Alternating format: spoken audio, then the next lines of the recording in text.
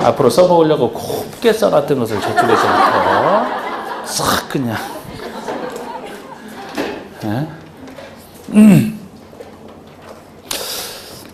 여러분 그 1시 반까지 이렇게 하잖아요. 1시 한 40분 내지 한 1시 50분까지 갈지도 몰라요. 그래서 시간은 11월부터 1월까지가 다 똑같은데 똑같이 정해져 있지만 11월, 12월은 이제 입문 단계고 1, 2월 들어가서 좀 더 가기 때문에 제가 11월, 12월에는 두 번 쉬었던 게 원래 저는 50분하고 10분 쉽니다. 원래 그게 가장 효율적이라고 봐요. 제가 공부를 할 때 40분하고 10분 쉬기에는 조금 아깝고 1시간하고 10분을 쉰다 그러면은 집중력이 떨어져요. 그래서 제가 50분하고 10분 쉬고 이런 식이었는데 제가 11월 달에는 약 1시간 내지 1시간 10분 정도 하고서 한 번 쉬어서 두 번을 쉬었던 게 꼭 1시 반까지 안 가고 그 당시 뭐 1시 10분이나 1시 20분에 끝내도 됐기 때문에 자주 쉬는 게 뭐해서 두 번 쉬었던 거예요. 그런데 지금은 제가 50분하고 딱 10분 쉬었거든요. 지금 시간에. 그렇게 해서 여러분들은 뭐 한 2시 반까지라도 하고 싶어 하겠지만 조금 더 늘어나는데 1시 반 원래 그 시간에서 한 1시 40분 정도로 생각해 두시면 큰 부담은 없을 겁니다. 1시 40분 정도로 중간에 3번 쉬면서 집중력 유지. 왜 중간에 좀 더 덜 쉬고서 빨리 끝내는 게 좋아요? 누가 그러면 집중력을 유지해서 봐야 돼. 집중하고 이해 안 하고 가면 소용없어요. 까먹는 거는 다음에 반복하면 되는데 까먹어도 제가 이해하고 까먹어야 된다 그랬잖아. 여러분들은 참 다행히 답변을 잘 해주세요. 아주 제 마음에 아주 상당히 듭니다. 근데 답변이 중요한 게 틀리고 맞는 게 중요한 게 아니고 그거를 통해서 여러분들이 이해하는지 못하는지 알 수가 있어요. 제가 딱 해서 생각하게 만들으라고 질문을 하고 그 다음에 결론을 맺을 때도 여러분들이 이제 표정 보고서 이해한다 못한다. 저만 강의하고서 뭐 여러분들은 이해 못했는데 저만 강의하고 쑥 나가면 무슨 소용이 있어요 여러분들에게. 여러분들이 이해되고 이해를 시키고 제가 가야 되거든. 근데 가만히 있으면 이해하는지 안 하는지를 몰라서 다시 한번 할지 안 할지 판단이 안 서요. 그래서 저는 항상 제가 강의할 때마다 제일 무서운 사람은 진짜 가만히 있는 사람이 무섭다. 가만히 있는 사람은 어떻게 진짜 무서워. 겨울에 밤에 차라리 귀신 만나는 게 낫지. 가만히 있는 무섭다니까. 해줘야 돼. 틀리는 건 상관없어요. 얘기를. 그래서 잘 하시는데 하여튼 이해를 하시고 가야 이해를 하시고 까먹는 건 똑같아요. 그런데 이해하고 까먹는 게 나중에 다시 들을 때 확실히 다릅니다. 이게. 이해 못하고 까먹으면 뭐 다시 들어도 잘 몰라. 하여튼 그렇게 대충 이제 그렇게 생각을 해두세요. 공법은. 자 이제 도시금 관리계획 들어갑시다. 관리계획 4번.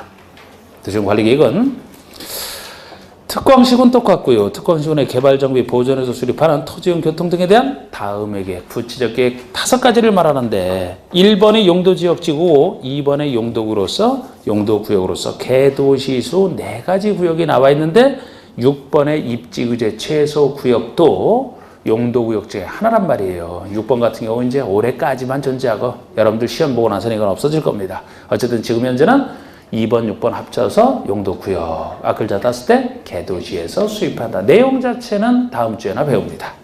내용 자체는 세 번째가 기반시설 설치 정비.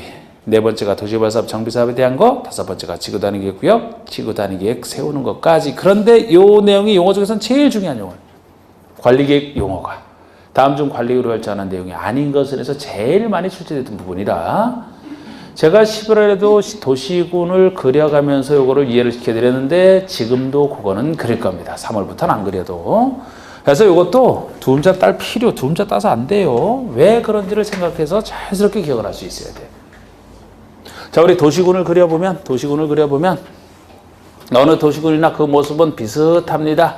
특광시군을 그려보면 사람이 상대적으로 많이 사는 곳, 적게 사는 곳 당연히 이렇게 나눠지죠. 사람이 많이 사는 곳이라면 사람들이 이용하는 건물을 짓게 돼 있는데 이 건물은 크게 3가지 종류가 있다. 어떤 게 있다 그랬나요? 집들이 주로 모여있는 곳. 여러분들이 이제 집에서 나오셨을 거잖아.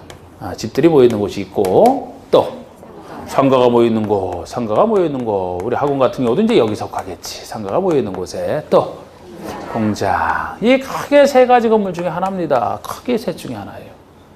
여기 사는 사람들이 이용하는 건물 중에서는 집이 소비주체가 살고 있는 것 아닙니까? 물건을 소비하는 소비주체가 물건을 소비하려면 그 전에 물건을 만들어야 되죠. 만드는 곳이 공장 아닙니까? 유통시키는 곳이 있어야 여기서 만들고 여기서 유통을 시키면 여기서 소비를 하지. 그래서 새 건물밖에 없고, 반대로 거의 사람들이 없는 반대 곳이라면, 사람이 없는 곳이면 주로 산과 강이 존재하겠죠. 산과 강이 쫙 아름답게 이렇게 펼쳐져 있어. 산강도 아닌 것이 이렇게 개발되어 있는 곳이 아닌 중간쯤에 있는 게 있어요. 그것이 논밭. 나무 키우는 곳, 끝. 이 정도 중에 하나거든요. 다 광명도 마찬가지일 겁니다. 여기서 뭐 도로 같은 기반설은 안 그려놓고 제가 지금 시안도만 그려놨어요. 그러면 지금 도시군 관리계획은 아까 저거 같은 게 없어졌기 때문에, 여기다 쓰면 이 도시군 관리계획은 도시군 특광시군을 잘 관리하기 위해서 수립하는 계획이다 보니까, 도시군을 관리하는 행정청이 이 도시군을 관리해서 무엇이 필요하냐, 그것이 이 계획 내용이 될 수밖에 없는 거예요. 일단 땅을 제가 이렇게 다르게 그려놓은 게 이 땅을 특성 있게 그려놓은 거라고. 그럼 이 특성에 맞는 행위 제한이 가해져야 돼요. 집을 짓는다, 여기다 짓는 게 효율적이지. 상가를 짓는다, 여기다 짓는 게 효율적이지. 여기다 짓게 되면 농사는 어떻게 짓고, 여기다 짓게 되면 자연은 다 파괴되는데. 그래서 땅의 특성이 다르니까 이 땅의 특성에 맞게 이 통제를 해야 되겠다. 여기 사는 사람들을 통제하기 위해서. 그것이 용도지역지구 구역제예요. 용도지역이 가장 기본적 분류라고 하는 겁니다. 용도지역이 기본적 분류예요. 기본적 분류라는 것은 4개 지역, 도관, 농자 중에 하나로 지정을 해 놔야 된다는 거예요. 의무적으로. 그 4개 지역의 가장 기본적 분류로서 도시지역, 이것도 이제 제가 둠사를 땄던 거잖아. 편의를 위해서 하도 해야 되는. 자연환경 보전지역, 도관, 농자. 이 4개 지역 중 하나로 지정을 해놓고 여기에 맞는 행위자를 하라는 겁니다. 그러면 의무적으로 지정을 해놔야 된다면 당연히 선택을 해야 돼. 이제 도관농자 중에서 여기라면 여기다 뭐를 지정해야 되겠습니까? 도시지역을 지정해야 되는 것은 안 배워도 알 수 있을까? 선택을 해야 된다면 여기라면은 뭐를 지정해야 될 것 같아요? 자연환경 보전지역을. 여기는 자연환경 보전이 목적이 되겠지. 개발하는 것보다는. 이것도 쉽게 나오는 겁니다. 여긴 뭐를 지정해야 되겠어요? 여기는 농림지역 지정해야 돼. 이게 농림. 농림이라는 말이 농업과 임업 합친 게 농림이잖아. 농사 짓는 거, 논밭에서 농사 잘 짓는 데 임업, 수풀림자, 나무 키우는 게 임업이에요. 나무를 조림을 해서 심고 육림 키워서 나중에 벌채해서 목재를 쓰는, 이게 임업이잖아. 농업과 임업 합친 게 농림지역이에요. 그러면 요거까지 나왔는데 이건 뭐냐? 나머지가 관리지역이다. 이렇게 보시면 돼요. 나머지가 관리지역이다. 4개 지역 중에 확실히 구별되는 도시, 농림, 자연환경 보전지역 외에 이 세 지역에 각각 준하여 관리하겠다. 이게 관리지역. 여기에 준하고, 여기에 준하고, 여기에 준하는. 그래서 나중에 관리지역이 다시 셋을 준하는 것으로 셋으로 구별되는 겁니다. 나중에. 일단은 도관농자예요. 그리고 이 지역에 맞는 행위자를 한다면 이 지역별로 어떤 것을 지을 수 있다가 다 다르고 건폐율 한도가 다 다릅니다. 나중에 해요. 그러면 비로소 이제 도시군에 살고 있는 주민들, 개인들은 이 지역의 통제를 받게 되어 있습니다. 그럼 이제 기본적 분류가 됐어요. 첫 번째 내용이 용도지역 지구라고 했죠, 그죠? 그럼 용도지구는 뭐 하는 거냐? 지구와 구역은 부가적 분류로서 기본적 분류가 돼 있는 용도지역에 부가적으로 분류할 수도 있고 안 할 수도 있는. 용도지구는 지역을 보충하는 의미로 용도지구의 의미가 있다고 보시면 돼요. 지역을 보충할 필요가 있으면 지정하고 필요 없으면 지정 안 해도 상관없어요. 예를 들어 용도지구에는 9가지 용도지구가 존재하는데, 제가 10월에 예를 들었던 것처럼 똑같이 예를 들어보면, 예를 들어서 도시지역 중에서는 건물은 3가지 종류이기 때문에 다시 세분이 돼요. 나중에 도시지역 중에서도 여기는 주거지역, 여기는 상업지역, 여기는 공업지역, 그렇지 않은 곳이 녹지, 주상목으로 이제 나중에 나눠지는데, 예를 들어 이곳이 상업지역이라면, 도시지역 중에서 상업지역이라면 제일 땅값이 높은 곳이에요. 여기야. 이 용도가 제일 높아요. 웬만한 거 다 할 수 있기 때문에 제일 비싼 곳이다라고 하는 겁니다. 그러면 여기 상업지역에 학교 지을 수 있어요. 왜 뭐 초등학교도 여기 지을 수 있는데 여기 모든 학교 다 지을 수 있지. 학교 옆에 즐거움을 갖다 주는 시설.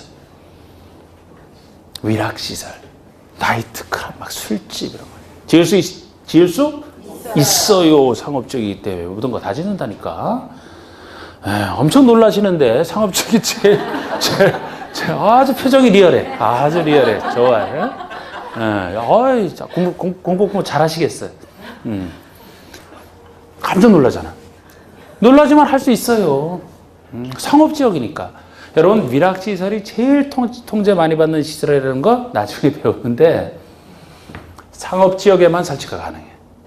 다른 데는 아예 못 져요. 그럼 여기 학교도 짓고 위락시설 다 지을 수 있어요. 그런데 저분이 아까 놀랐듯이 학교 주변에 학부모 입장에서는, 여기 학교의 학생분의 학부모 입장에서는 그런 게 들어오면 안 돼. 막아야 돼. 상업적인 행위자로는 못 막는다고요. 그런데 막아야 된다면 딱 여기에 맞는 지구를 지정하면 돼.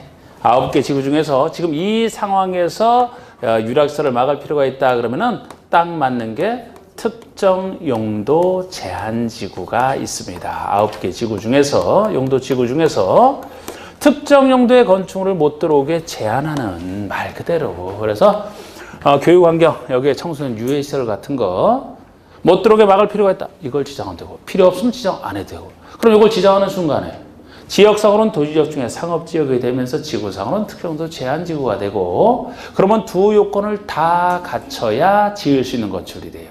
아까 위락시설은 상업지역에서는 지을 수 있지만 이게 지정돼서 여기서 안 된다 하니까 못 짓는 거야 이제. 이게 지구의 역할이에요. 부가적 분류라는 겁니다. 그래서 1번이 용도지역이 기본적 분류고 지역을 보충하는 지구, 지역지구가 첫 번째 내용이 되는 거예요. 그러면 용도구역 두 번째 내용, 용도구역은 뭐냐? 지역지구와는 따로 정할 필요가 있을 때 따로 정하는 게 구역제예요. 그 구역제는 뭐가 있었죠? 개도시 수입, 내용은 다음에 배운다 그래서 그 중에서 개도시 수입의 개가 개발 제한구역이라고. 예를 들어서 이곳이 도시지역이라면 상대적으로 제일 개발할 땅이 되는데, 이곳이 도시지역이지만 이 부근은 도시지역이지만 도시민의 건강을 위해서 개발을 막을 필요가 있다. 개발을 막을 필요가 있다. 그럴 필요가 있으면 구역 중에 아까 개발 제한 구역을 지정하면 되는 거예요. 개발 제한 구역. 그린벨트. 말 그대로 개발을 못하게 막는 개발 제한 구역을 지정해서 개발을 막아버리면 돼. 지역지구와는 달리 따로 정한다는 게 구역이기 때문에 이게 따로 정해지면 비록 지역상으로는 도시지역이지만 도시지역의 행위제한이 아예 적용되는 게 아니고 이 구역의 행위제한이 별도로 따로 적용이 돼. 여기에 대한 행위제한법이 개특법이라고 있어요. 개발제한구역의 지정 및 관리에 관한 특별조치법, 그 행위제한만 따라가는 겁니다. 이게 그런 의미예요. 이게 지역지구 구역제예요. 누구를 통제하기 위해서? 여기 도시군에 있는 사람들의 건축행위 등을 통제하기 위해서 지역지구 구역제가 존재합니다. 그럼 이제 여기 있는 사람들에 대해서는 그런 통제를 통해서 이 지역의 특성에 맞게 행위 제한할 수 있어요. 그러면 도시군이 이제 기본적으로 잘 돌아갑니다. 그런데 이번에는 지금 여기 있는 개인만 통제한 거라니까 지금. 근데 이 개인들이 할 수 없는 부분, 사회적으로 설치를 해줘야 이 사람들이 사회를 이루며 살아갈 수 있는 그런 시설을 마련을 해줘야 돼요. 그래야 도시군이 돌아갈 거 아닙니까? 그것이 기반시설이잖아. 기반시설. 세 번째 내용이 되는 기반시설. 우리 사람들 기반이 되는 시설. 말 그대로 기반이 되는 시설. 엄청나게 많아요. 개인적으로 설치하는 게 아니고 사회적으로 설치를 해줘야 되는 기반시설은 자유롭게 한번 생각을 해봐. 이 건물에서부터 기반시설 생각해 보시고 나가서 쫙 있단 말이에요. 자, 이 건물에 당장 보이는 기반시설이 뭔가요? 전기시설이 기반시설 중에 하나지. 전기를 공급하는. 이거 없으면 어떻게 해야 돼? 촛불. 아이고, 촛불. 어떻게 고급스러운 거지 뭐 등잔불 켜고 막 그래야 돼. 등잔불 안 켜봤어요? 저는 초등학교 6학년 때까지 그거 켜고 공부했었어요. 중학교 때 전기가 들어왔으니까. 촛불은 제사 지낼 때나 켜지. 환하지 촛불 켜면. 등잔불. 우리 집에 지금도 등잔불 켜둔 거 있어요. 불조심 이렇게 적혀있는 사기로 된 거. 보셨어요? 좋은 곳에서 참 좋은 부모님 만나서 아주 깡깡천이라 전기가 이렇게 늦게 들어왔어. 그러니까 등잔불 켜다가 진짜 그 제사 때 촛불 2개 켜죠. 엄청 화내 그러면. 촛불 2개만 켜도. 근데 지금 상태에서 불 끄고서 촛불 켜는 사람도 없죠, 그죠? 그렇게 응? 있어? 아, 누가 또 이렇게 힘들게 요새 살고 누가 이렇게 저처럼 힘들게 사나. 그때 하여튼 그 촛불이 2개만 켜도 환하다고. 나중에 전기에 들어왔는데 60촉 백열등 있지 않습니까? 그거 하나 이 마루에다가 탁 켜보니까 그 마당까지 환해. 대낮 같은. 야, 근데 지금은 이 사람이 적응을 해서 이렇게 불을 대낮에 많이 켜놔도, 그죠? 응? 참, 광명천지가 이런 거 아닙니까? 광명천지가. 자, 전기, 아니면 아까 등잔불 켜야 된다니까. 사회적으로 설치해서 발전소에서 이렇게 쫙 해주잖아. 이게 기반설의 한 종류예요. 또 뭐가 있나, 이 건물에서? 상하수도 있어. 안 그러면 한강에 가서 물 떠다가 샤워하고 그래야 된다니까. 예, 또 상하수도. 또 통신, 가스, 나무에다가 떼야 돼, 없으면. 가스, 밥할 때마다. 또 나가면 이제 도로, 철도, 뭐 항만, 공항 이런 게 있어야 왕래를 할 거 아닙니까? 개인적으로 설치하는 게 아니지. 또 도로 이런 거 나왔고. 공원은 산책, 공원에 가서 산책하고, 개 데리고 막 끌고 다니면서, 녹지, 휴원지, 이런 것들이 다 이제 기반설이에요. 그런 걸 행정청이 당연히 설치를 해줘야 도시군이 기본적으로 돌아가게 된 거예요. 자, 먼저 누구를 통제한다고요? 도시군을 잘 관리하기 위해서 이곳에 사는 개인들을 먼저 통제하는데, 개인들 통제는 땅의 특성에 맞게 땅을 분류해서 통제를 해야 돼. 그 기본적 분류가 뭐라고요? 용도, 지역, 도간, 농자. 지역을 보충할 필요가 있으면 용도, 지구를 지정할 수 있다. 용도, 지역, 지구는 따로 정할 필요가 있다. 용도, 구역. 그리고 개인적으로 설치 안 되는 부분, 사회적으로 설치를 해줘야 되는 부분, 기반시설을 어디다 설치할지 결정하고 설치를 해줘야지 사회가 돌아가죠. 개인 통제 끝났고 기반시설 설치까지 끝났으면 기본적으로 돌아갑니다. 여기다 하나 더 생각하시면 이 도시가 성장하는 것까지 미리 대비를 해야 되죠. 이제는 평면적인 게 아니고 이제 성장까지. 인구가 갑자기 늘어났다. 도시군 책임진 사람이 그거를 해줘야 돼. 대기업이 갑자기 들어와서 5만 명의 인구가 늘었다. 5만 명이 살 수 있는 곳을 마련해 대책을 세워줘야 돼요. 도시 발전에 대비하는 겁니다. 뭐냐면은 예를 들어 인구 5만 명이 새로 들어왔다. 이쪽에다가 신도시를 개발해서 도시 개발을 해서 여기다 수용하겠다. 한 대기업이 들어온대요. 그러면은 공업 산업용 신도시로 개발해 줄 필요도 있고 거기 사는 사람들을 위해서 주거용 신도시도 개발해 줘야 돼. 도시개발 생각할 수가 있어요. 도시개발 만능산 아닙니다. 여기 기존에 있는 집 있는 곳에 옛날엔 집이 낮았어요. 5층짜리 아파트가 있었는데 오래돼서 이걸 아예 부셔버리고 새 아파트를 크게 지어서 공급하면 5층짜리 아파트를 부셔버리고 20층짜리 아파트를 지어서 공급하게 되면 늘어나는 인구가 수용될 수 있겠다. 재건축을 얘기하는 거죠, 이게. 재건축 같은 정비사업을 생각할 수도 있어요. 이것이 개발사업, 정비사업에 대한 계획이에요. 그러면 이 도시군이 성장하는 것까지 지금 대비를 했어요. 여기까지 기억했다라면 두 문자 딸 필요 없이 이제 도시군 관리 내용은 다 끝난 거나 다름없어요. 마지막에 있는 것은 독자적 의미는 있는 거 아니고 보충적 조치로서 어떤 거 할 수 없는 땅을 할 수 있게 만들어주는 장치가 마지막이에요. 아까 마지막 얘기가 지구 단위계획 구역의 지정 변경과 지구 단위계획이었죠? 자, 우리 지구 단위계획이라는 뜻은 관리계획 내용 중에서 계획은 계획인데 어느 단위로 수립하는 계획이냐? 지구 단위로 수립하는 계획이다. 지구별로 수립하는 계획이다. 아까 용도지구와는 아무 상관이 없어요. 용도지구는 추상적인 말을 써서 하는 거예요. 특정유도 제한지구, 경관지구, 고도지구 이런 식으로 통제하는 게 용도지구고 쓰임새에 따른 용도지구고 이거는 동네 이름 붙여서 하는. 여러분들이 공법 배우기 전에도 어디 개발한다, 동네 이름 따서 무슨 지구 하는 그런 게 지구 단위 계획이라고. 그러면 지구 단위 계획을 세우기 위해서는 먼저 지구 단위 계획 구역을 지정해야 돼요. 구역을. 이거는 지구 단위 계획을 수립할 땅이 지구 단위 계획 구역이에요. 어떤 역할이냐? 여기 도시개발 사업을 한다. 관리 지역에 지금 그려놨잖아요. 원래 관리는 비도시 지역이기 때문에 이 행위 제한을 적용하게 되면 도시개발을 못해요. 개발할 땅이 아니거든요, 여기가. 그런데 여기다 개발을 해야 되겠어요. 그 역할이 이 역할이에요. 이곳에 도시개발할 땅을 지구 단위계획 구역으로 지정을 해요. 관리계획 세워서. 이게 지정되는 순간에 여기가 이제 동네 이름 딱 무슨 지구, 무슨 지구. 여기 A동이다, A지구 이렇게 이제 불리게 되겠지. 그 상태에서 지구 단위 계획을 세워서 도시개발 사업을 할 수 있을 정도로 기존의 행위 제한을 완화, 풀어주는 거예요. 사업을 할 수 있도록 만들어줘. 그러면은 이렇게 만들어주면 도시개발 사업이 정하는 절차에 따라 사업을 진행하면 이제 성공이 되잖아요. 여기 정비 사업을 한다라고 했는데 기존에 있는 아파트 5층짜리를 부수고 20층을 지어야 목적 달성이 된다? 그런데 지금 용적률 하에서도 계산해 보니까 20층 지을 수 있어요. 옛날엔 지을 수 있는데 5층짜리로 지었던 거지. 지금도 지을 수 있어요. 이거 필요 없어요, 그러면. 그대로 지으면 돼, 그냥. 기존의 행위 제한 속에서 지으면 됩니다. 지을 수 없다 할 때 이게 필요한 거예요. 그럼 아파트 지을 그 땅을 지구 단위 기표로 지정을 하고 거기다 지구 단위 기표를 세워서 20층짜리 지을 수 있을 정도로 건폐 건조를 풀어주면은 그리고 나서 이 사업하면 돼요. 여기다 이 백사장이 있었고 여기다가 공항을 만들고 싶다. 기반시설 중에 공항. 이 상태에서 못해요. 자연환경 보존해야 되기 때문에 엄청난 개발 아닙니까? 그거는. 해야 되겠어요. 그럼 지구단위 구역 지정해서 지구단위 세워서 풀어주고 하면 돼. 이게 그런 역할이에요. 보조적인 역할. 관리계획 내용 끝났습니다. 그게. 이렇게 기억을 하셔야 돼.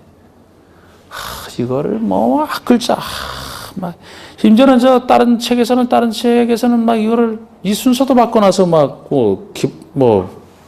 도시개발 사업과 지구단위 순서도 바꿔놔서 뭐 기지 도입하면서 막 이렇게 하던데 뭔 기지를 도입해 소용이 없으니까 그런 건.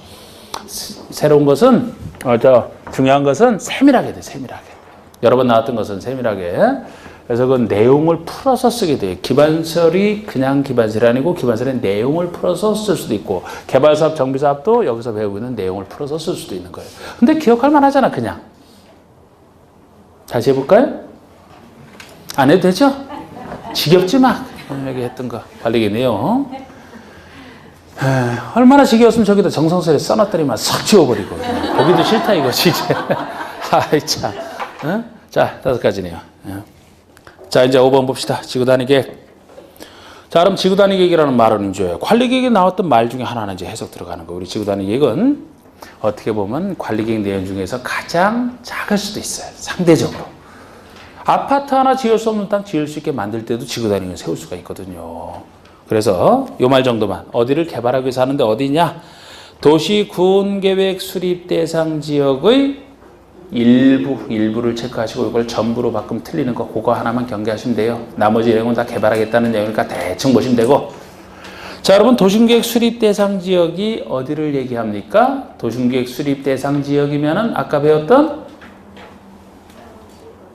특광시군이잖아. 특광시군. 도시계획을 어디를 대상으로 수립할 것이냐. 특광시군이라고 했잖아.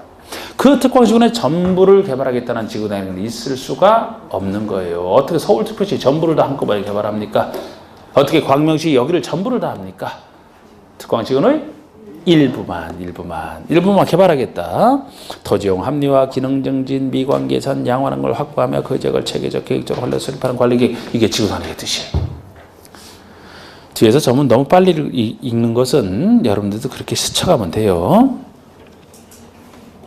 강약 6번 입지규제 최소구역 계획 대충 보셔 그냥. 입지규제 최소구역 계획.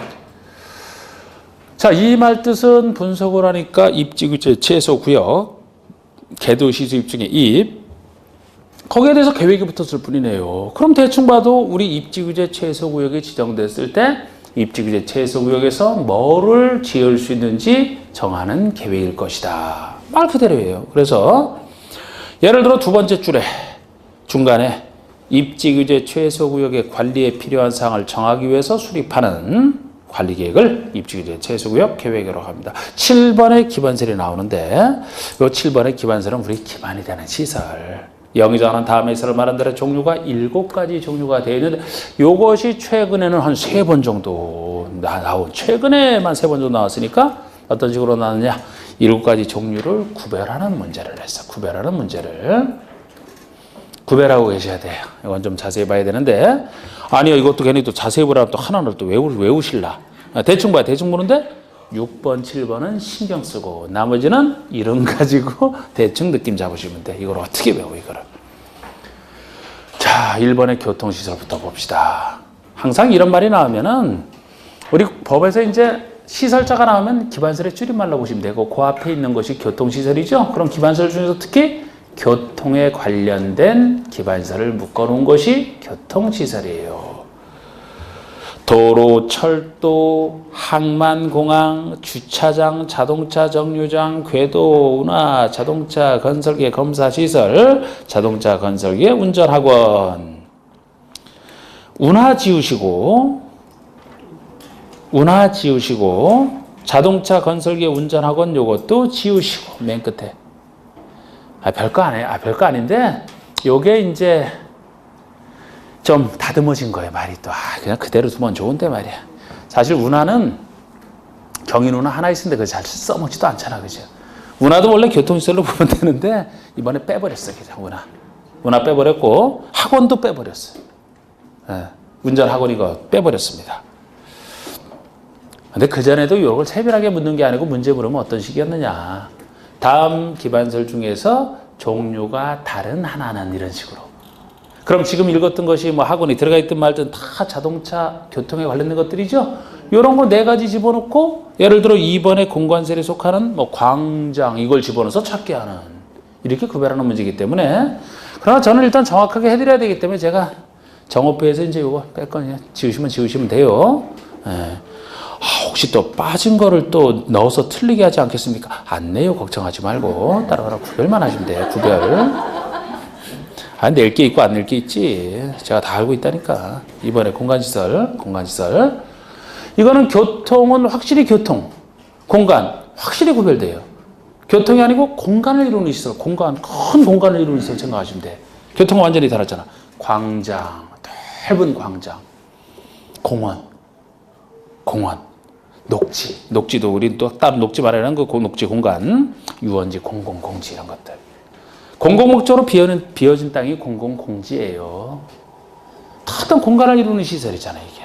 주로 1, 2번 구별하는 거. 3번의 유통공급시설이라고 해서 각종 유통공급에 관련된 거 쫙 모아놓은 거. 이거는 교통도 아니고 공간도 아니고 유통공급 따로 있잖아요. 유통업무 설비, 수도, 전기, 가스, 열 공급 설비. 수도가 뭐예요? 물을 공급하는, 전기를 공급하는, 가스를 공급하는, 열을 공급하는 이런 각종 공급 설비. 방송통신, 전파를 공급하는 거 아닙니까? 공동구, 좀 이따 다시 용어 따로 나오는데 여기에 들어갈 것들이 주로 유통공급이 들어가기 때문에 이것도 유통공급설이 돼요. 시장, 물건을 공급하는, 기름을 공급하는 송유설비 이런 거 다 유통공급이잖아. 이걸 뭐 외워야 합니까? 그죠? 이렇게 종류만 딱 보시면 되지? 구별만 하시면 되죠? 4번의 공공문화체육시설이 뭐 교통도 아니고 큰 공간도 아니고 유통업도 아니고 어떤 공공목적인 그 건물 하나짜리 좀 이런 것들인데 공공문화체육에 관련된 것이다. 그래서 학교 여기 공공문화에 들어가고요. 공공청사. 광명시청, 공공청사, 문화시설, 체육시설 이런 것들 공공문화체육시설로 살짝 느낌 잡으시면 돼. 또 다른 것들은 확실하잖아. 방제시설. 자, 여러분 방제시설은 막을 방자, 재제자 기반설 중에서 재해를 막는 시설이에요. 방제시설. 하천, 유수지, 저수지가 대표적으로. 다른 것은 다 방자, 막을 방자가 다 들어가니까 쉽단 말이에요. 하천, 유수지, 저수지는 방자 없이만 방제시설로 이런 걸 다 하시면 돼요. 여러분 하천, 유수지, 저수지는 어느 재해를 막기 위해서 나온 거예요? 수재, 물난리. 하천, 유수지, 저수지가 평소에 잘 정비가 돼 있고 그래야 정화철에 비가 왕창 와도 범람을 안 하겠죠? 물 피해 없앨 수 있을 거 아닙니까? 그래서 이게 수재를 막기 위한 게 하천, 유수지, 저수지. 하천도 자꾸 너무 뭐가 쌓이고 그러면 자꾸 준설해서 파잖아요. 이런 것 때문에 그렇습니다. 나머지 방화설비, 화재를 막는, 방풍, 바람 피해를 막는, 방수, 또 따로 이제 설비 중에서 그 물을 막는 방수 따로 있어요. 사방설비. 모래사자. 이것만 이상하게 모래사자를 먼저 쓰고 방조를 방자 쓰더라고. 모래 피해를 막는 방조, 조류 피해를 막는 게 방조. 자, 6번, 7번은 조금 주의하셔야 되는 게 보건위생시설, 환경시설인데 우리 보건위생은 보건이 건강을 보호하고 위생을 따지는 그러니까 건강하게 참 위생적으로 관리해서 건강하게 잘 살아보자. 여기에 관련된 것이 보건위생시설인데요. 장사시설, 자연장지와 장례시설은 없애주세요. 자연장지와 장례시설은 삭제하세요. 이것이 장사시설에 이제 여기서도 포함됐어요. 법에서는 이렇게 했다가 다시 포함시켰어요. 그래갖고 지금은 장사시설과 도축장, 종합의료시설 세 가지를 생각하시면 됩니다. 여러분, 이게 왜 특이하냐면 아니 종합의료시설처럼 종합병원 큰 것이 보건위생에 들어간 너무 당연해, 그죠? 나머지는 뭐예요? 죽음에 관련된 시설이잖아. 죽음에 관련된 시설인데 보건위생에 들어가거든. 죽음에 관련된 시설일수록 위생적으로 관리를 철저하게 해야 전염병 막을 수가 있고 산 사람 건강에 도움이 된다. 그런 뜻으로 보건위생에 불러가는 거예요. 죽음에 관련된 것들이 위생적으로 관리를 해야 됩니다. 도축장에 소지 잡는 것이고 지금 장사시설 속에는 사람 사망했을 때 이제 장사 관련된 것이 다 들어가 있어요. 자, 하나하나 한번 여기 들어가는 거 생각해 볼까요? 장사시설로 분류되는 게 어떤 게 있을까요? 화장시설, 화장을 합니다. 장례시설. 지금 삭제된 장례시설에 포함되어 있는 거예요. 또 화장만 해서 하나요? 화장하고 나서 납골. 그냥 묻기도 하잖아. 공동묘지 이런 거. 묘지도 있고 화장을 했으면 납골. 그게 봉안시설이잖아. 봉안시설. 밭들 봉자 편안한자 봉안시설. 납골을 봉안시설이라고 합니다. 그리고 그게 자연장지잖아. 자연장지. 이런 것이 장사시설로 통합된 거예요. 작년까지는 그냥 하나하나 불렀다고 그냥 공동묘지, 화장시설, 봉안시설, 뭐 자연장지, 장례시설 이렇게 불렀던 것을 장사시설로 부르게 된 거예요. 이런 거 할 때마다 아주 우리는 그냥 이런 쓸데없는 짓을 하는 이렇게 생각을 하거든. 법은 사람들을 알게 하고서 법을 통제해야 돼요. 알게 하고서 따르지 않을 때 처벌하거나 이러지 않습니까? 그런 점에서는 국민들이 다 알 수 있는 말을 그대로 쓰는 게 제일 좋아. 법의 목적에서는. 그러니까 민법이 훌륭한 법인 거야. 잘 안 바꾸잖아. 공법은 기분 나쁘면 바꿔 그냥. 공법 바꾸는 거 좀 저는 한심하다고 생각해요. 아니 다른 거를 통제하는 거 괜찮아. 왜 용어를 바꾸냐고 용어를. 납골 시설하면 납골이라는 말을 딱 분석하면은 뼈를 보관하는 게 납골이잖아. 그럼 쉽게 할 수 있거든요. 그걸 봉안으로 바꿨잖아. 봉안시설로. 밭들 봉자 편안을 앉자. 그럼 뭐를 편안하게 받드는 거지? 와이프를 받들으라는 건지 뭐 그걸 모르잖아 이게. 안 좋은 말이야 그게. 괜히 쓸데없이. 근데 이게 바꾼 지 얼마 안 돼갖고 지금 뭐로 바꿨어요? 장사시설로. 국민이 알만하면 바꾸고 알만하면 바꾸고. 참 이런 거 이제 바꾸지 말아야 되는데. 응? 이 도축장 같은 경우도 굉장히 위생적으로 관리를 많이 합니다.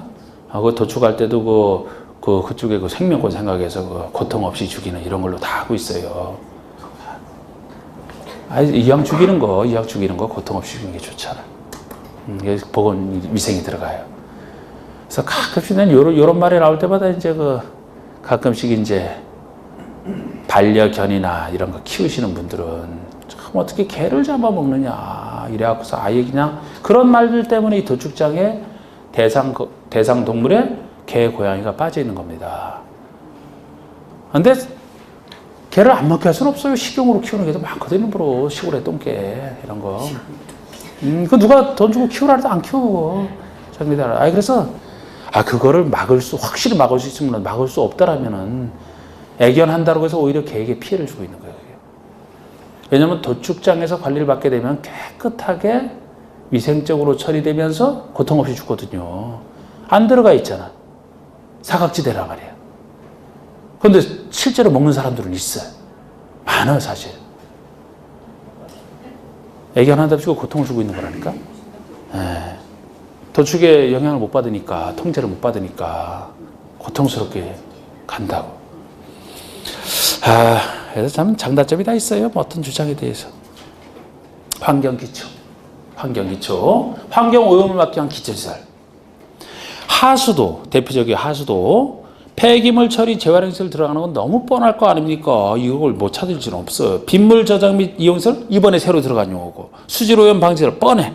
폐차장, 하수도 폐차장을 특히 주의하시되, 새로 들어간 빗물 저장 및 이용시설 같은 경우도 환경기초에 들어간 게 빗물을 저장을 해서 나중에 물로 이용하겠다는 게 빗물 저장 및 이용시설이거든요. 우리나라는 이런 거 없다가 이제 새로 도입이 된 게 그만큼 이제 우리나라도 물 부족 국가에 가고 있다. 미래 대비하는 거예요. 빗물을 대신 쓰겠다는 겁니다. 참 우리나라는 참 먹는 물이 깨끗한 물이 많은 걸로 유명해요. 동남아에 비하면 훨씬 여기가 참 선택받은 땅이에요. 여기가. 참 그런데 또 우리 또 백의 민족은 또 너무 깨끗한 물 추구하기 때문에 물을 너무 물 쓰듯이 해서 물을 물 쓰듯이 한다고. 많이 씻죠, 여러분들? 여자분들 특히? 안 씻어? 일주일에 한 번 샤워, 일주일에 한 번 샤워가 아니고 하루에 한 번 샤워, 이것도 안 하면 확 또 잔소리 하는 게 와이프들 아닙니까? 또 막 심지어 아침, 밤에 막 2번이나 샤워하시는 분. 물 너무 많이 쓰는 거예요, 이게. 제가 저 와이프한테, 이런 얘기 하면 안 되지. 원래 고시하는 사람들은 잘 안 씻어요. 아니, 절에 들어가 있는데 누가 찾아오지도 않는데 누구를 위해서 씻고 그래? 그거 씻는 게 이상하지. 씻어도 세수 아주 간단하게 아주 10초만 끝나, 10초만. 비누칠 안 해, 그냥 물로 2번 싹 하고 싹 닦아내 끝이에요. 자연인 같은 데 나오는 거 생각하시면 돼. 머리 일주일에 한 번 감고 이러잖아요.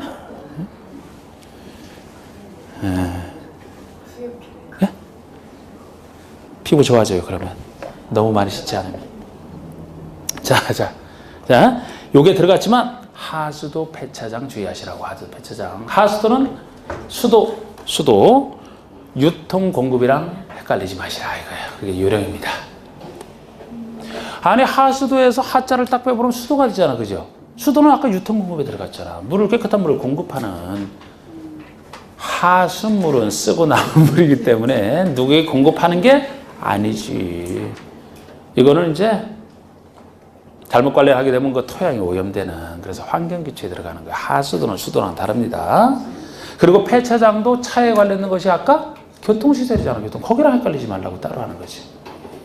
누가 폐차장에 있는 차를 교통시설로 이용을 하겠습니까? 아니지, 이거는. 그 대신 폐차하는 과정에서 폐유등, 오염물질 나오니까 역시 그렇게 생각하시는. 그래서 그 정도 주의하시면 됐어요. 자, 이제 8번에 도중계획시설이란 말 들어갑니다. 도중계획시설. 자, 이 말을 분석을 하면 우리 배웠듯이 시설자가 나오면 기반설의 줄임말이고, 그 앞에 도중계획이 있다라면은 이게 수식하고 있잖아요. 기반설 중에서 여기랑 관련된 시설을 얘기합니다. 그런데 도시군계획을 우리가 배울 때 2가지를 얘기한다. 도시군 기본계획과 도시군 관리계획 둘을 합쳐서 부르는 개념이라고 배웠는데, 뒤에 거를 보고 판단하시면 돼요. 아까 기반시설은 도시군 관리계획의 3번째 내용이지 기본계획 내용은 아닌 겁니다. 기본계획에서는 장기 발전 방향만 정한다니까. 구체적 내용 없고 방향만. 그러니까 말은 원래 이렇게 썼지만 이것도 도시군 관리계획을 줄여 부르는 말이다. 이것이 왜? 뒤에 걸 보니까 기반설은 관리계획 내용이니까. 그래서 다시 해석하면 기반설 중에서 뭐를 얘기하느냐? 기반설 중에서 도시군 관리계획으로 결정된 시설을 얘기해요. 결정이 끝난 상태 시설을. 기반설을 설치하려면 관리계획으로 결정해줘야 되죠? 결정이 끝난 상태 시설을 따로 도중계획시설이라 해요. 그래서 기반설 중에서 도시군 관리계획으로 결정된, 이 포인트 결정된. 이미 결정이 끝났으면 이제 설치하는 사업만 앞두고 있는 것이죠. 자, 9번에 광역시설 들어갑니다. 우리 광역시설 보시면 이건 어떻게 분석이 되나요? 기반설 중에서 앞에 광역이 붙어 있어요. 아까 제가 광역은 뭐로 해석하시라고요? 그러면 기반설 중에서 광역 2 이상의 특광시군에 관련된 그런 시설을 따로 광역이라고 하는 거예요. 2 이상의 특광시군에 관련된 2가지 종류로 나눠집니다. 광역시설이랑 기반설에서 광역적인 정비체계가 필요한 다음 시설 2가지를 얘기한다. 1번이 2 이상의 특광시군에 관할 구역에 걸쳐있는 시설로서. 이게 보통의 광역이에요. 도로, 철도, 거기서도 운하는 빼주세요. 운하는 없어졌다니까. 그냥 운하는 빼주시고. 이것도 다 뭐 볼 것도 없어요. 그냥 도로, 철도 대표적으로 이 정도만 느낌 잡으시면 돼요. 그냥. 이게 도로, 철도가 대표적이 되는 게, 예를 들어 여기 광명과 부천 사이에 왕래할 수 있는 도로가 있더라면, 이거는 도로 같은 건 개념상 걸쳐 있어야지만 광역이 되는 거예요.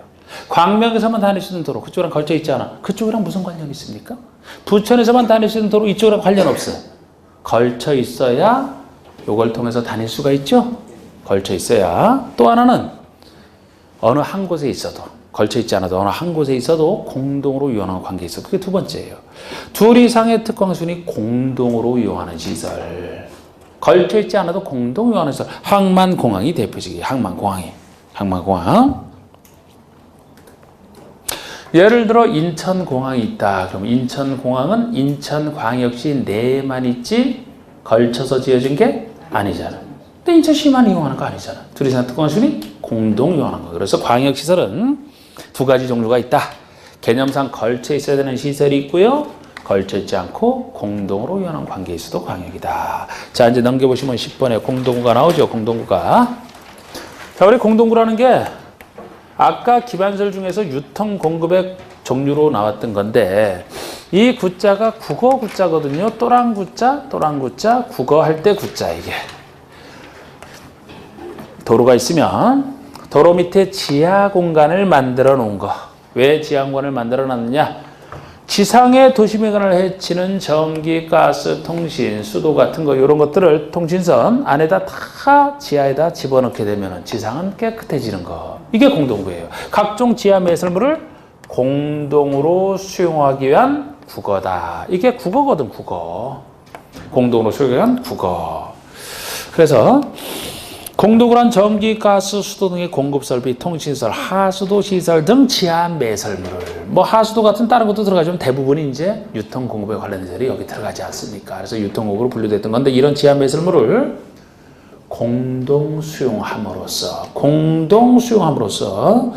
미관의 개선, 도로교제 보전 및 교통의 원활한 소통을 위해서 지하에 설치하는, 공동 수용하기 위해서 지하에 설치하는 시설물을 공동구라고 합니다.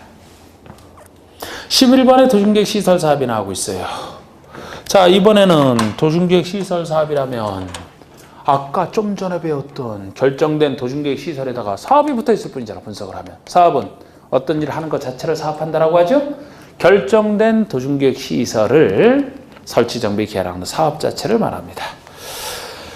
말 그대로 해석이 돼 있잖아. 도심계획 시설을 설치, 정비, 개발하는 사업 자체를 말하고, 그럼 이 11번의 용어는 12번 용어랑 헷갈리면 안 되고, 이 12번 용어도 많이 쓰는 용어인데, 자, 이번엔 도시군계획 사업이에요.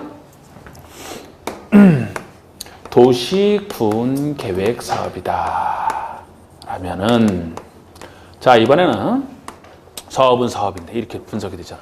앞에 도시군계획이 붙어 있어요. 똑같아요, 여기랑. 원래 도시군계획은 도시군 기본계획과 도시군 관리계획 둘을 합쳐 부르는 개념이지만, 구체적 사업과 관련돼 있으니까 뭐를 얘기하는 거예요? 이거 아니거든. 이건 방향 정할 뿐이잖아.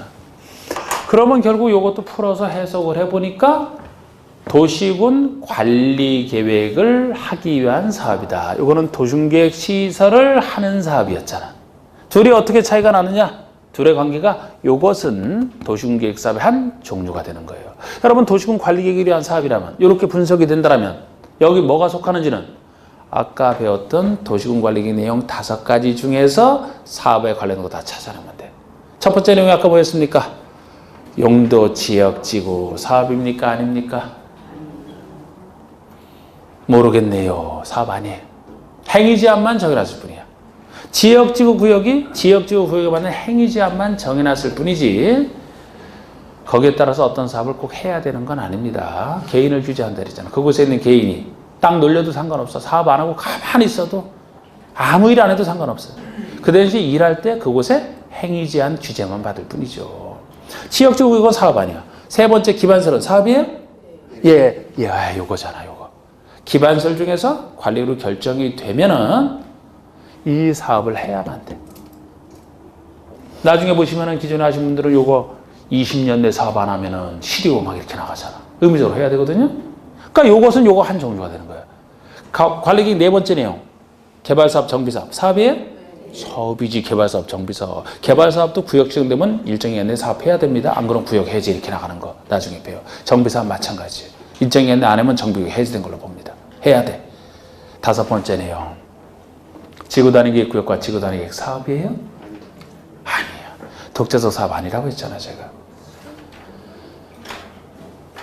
이 사업과 개발사업, 정비사업을 할 수 없는 땅을 할 수 있게 만들어주는 장치가 지구단위계획을 했죠? 지구단위계획을 통해서 사업을 할 수 있도록 행위제한만 풀어주는 거예요. 풀어주는 거. 구체적 사업하는 건 아니라 말이에요. 그러면 결국 도시군 관리계획을 위한 사업, 도시군계획 사업이라는 것은 도시군계획 시설 사업과 개발사업, 정비사업 이 세 가지 사업을 의미하는 거예요. 그대로 보세요. 자, 도시군계획 사업이란 도시군 관리계획을 시행하기 위한 사업으로서 도시군계획 시설 사업과 개발부상 개발 사업과 정비부상 정비 사업 세 가지 사업을 말한다. 이게 도시군계획 사업 뜻입니다. 13번의 그 도시군계획 사업 시행자라는 것은 그 사업을 시행하는 자, 하는 자를 시행자라고 얘기를 하고,